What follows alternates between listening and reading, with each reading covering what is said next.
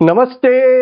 मैं सुमित कुमार सिंह आपके सामने प्रस्तुत कर रहा हूं एक ऐसी कहानी जो विचारों को झकझोर देती है और सवाल उठाती है, क्या हम वास्तव में अपनी जड़ों को समझते हैं? जो अपने संस्कृति को भूल जाता है वह नदी के उस किनारे की तरह है जो सूख जाता है।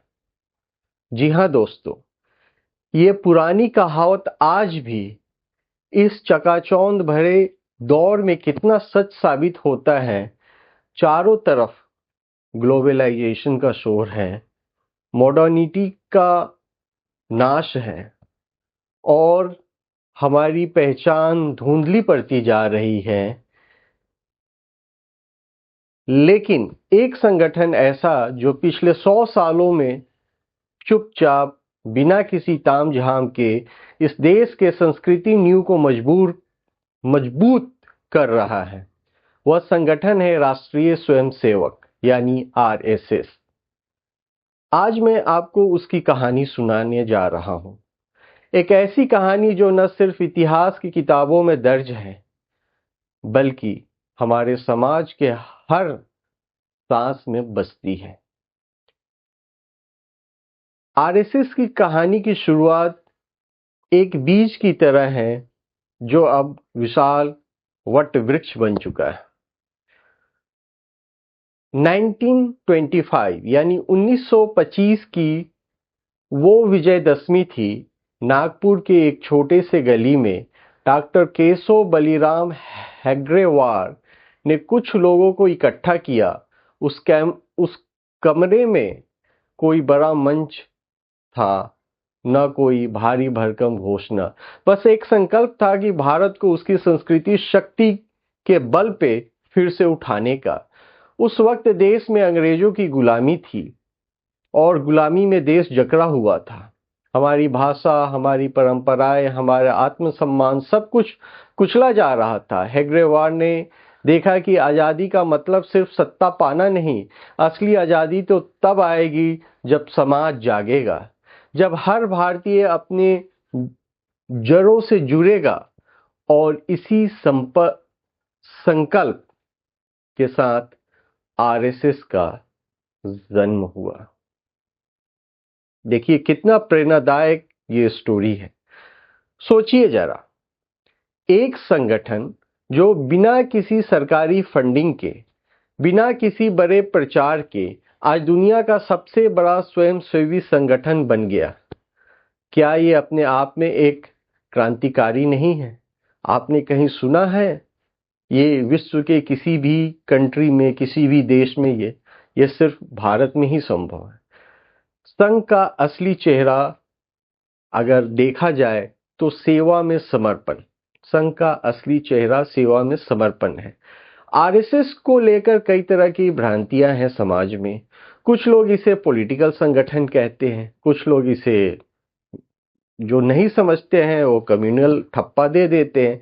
लेकिन क्या आपने कभी इसके काम को करीब से देखा है? संघ एक संस्कृति संगठन है, सांस्कृतिक।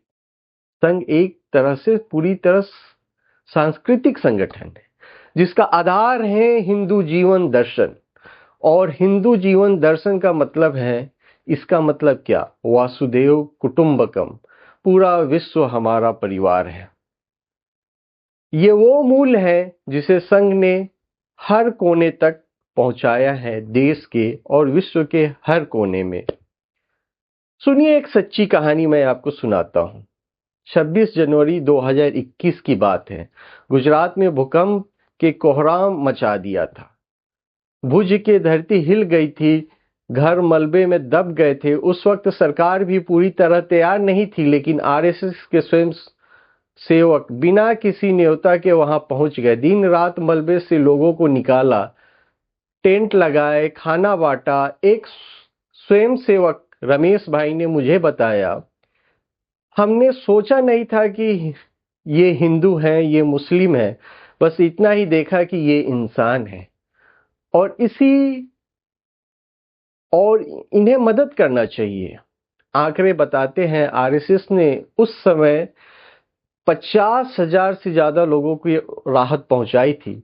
ये कोई ढिंढोरा पीटने वाला काम नहीं था, ये वो खामोशी रूप से सेवा थी जो दिलों को जोड़ती है, संस्कृति का संरक्षण करती है, और इस संस्कृति के संरक्षण में शाखाओं का एक महत्वपूर्ण भूमिका होता है। संघ का काम सिर्फ आपदा में मदद तक सीमित नहीं है।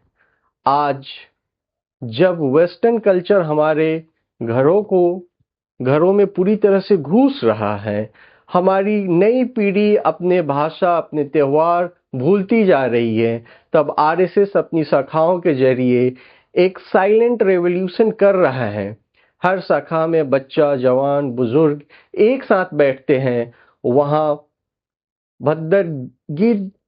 वहाँ भागवत गीता पढ़ी जाती है, रामायण की बातें होती है, योग सिखाया जाता है।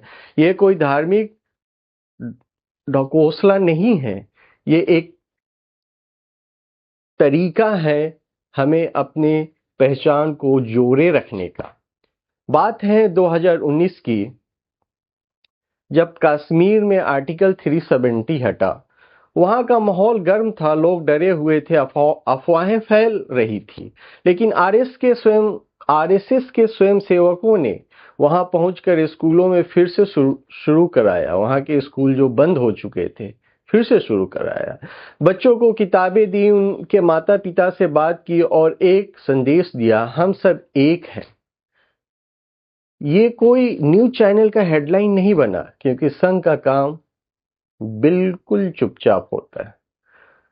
आधुनिक भारत के निर्माण में हर दिशा में, हर एरियाज में संघ का छाप देखने को मिलता है।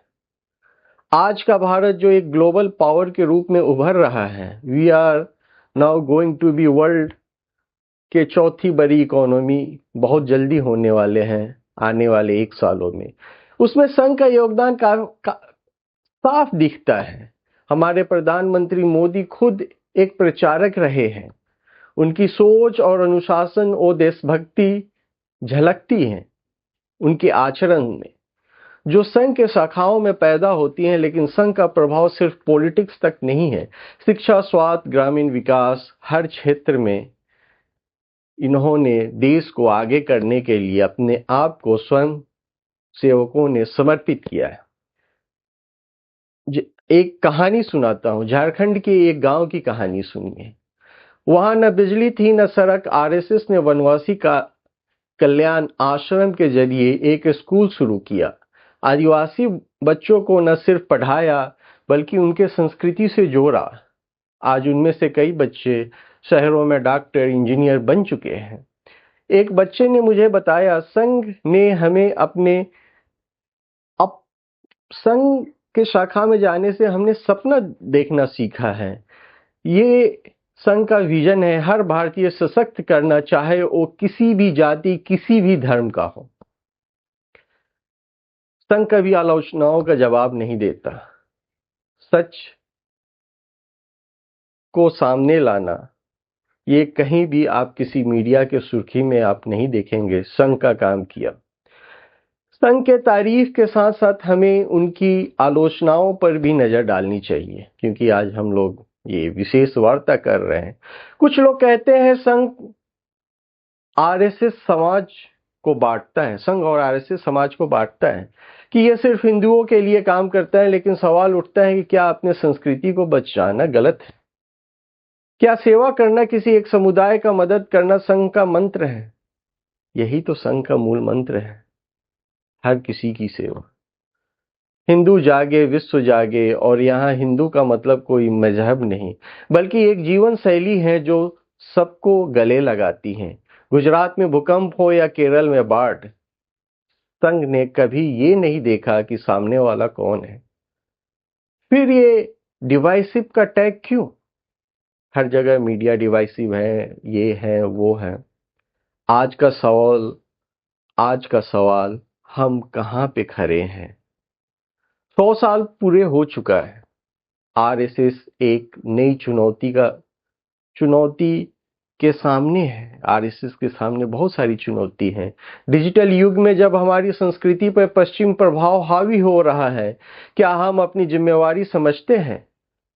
संघ हमें दिखाता है कि देश सिर्फ सरकार नहीं बनाती, देश बनाना है तो समाज से, और समाज तभी मजबूत होगा जब हम अपनी जड़ों को थामेंगे। तो आइए एक संकल्प ले, अपने भाषा बोले, चाहे वो हिंदी हो, तमिल हो, बंगाली हो, अपने त्योहार मनाए, चाहे वो दिवाली हो, ईद हो, क्रिसमस हो, अपने संस्कृति पे गर्व से अपनाए। संघ ने हमें रास्ता दिखाया है, अब उस रास्ते पे चलना हमारा फर्ज है। मैं सुमित कुमार सिंह आपसे ये कहानी इसलिए साझा कर रहा हूं ताकि आप सोचे, सवाल करें और इस देश की अनमोल धरोहर को संभाले, जो कि वर्ल्ड का one of the oldest surviving civilization है। जय हिंद, भारत माता की जय।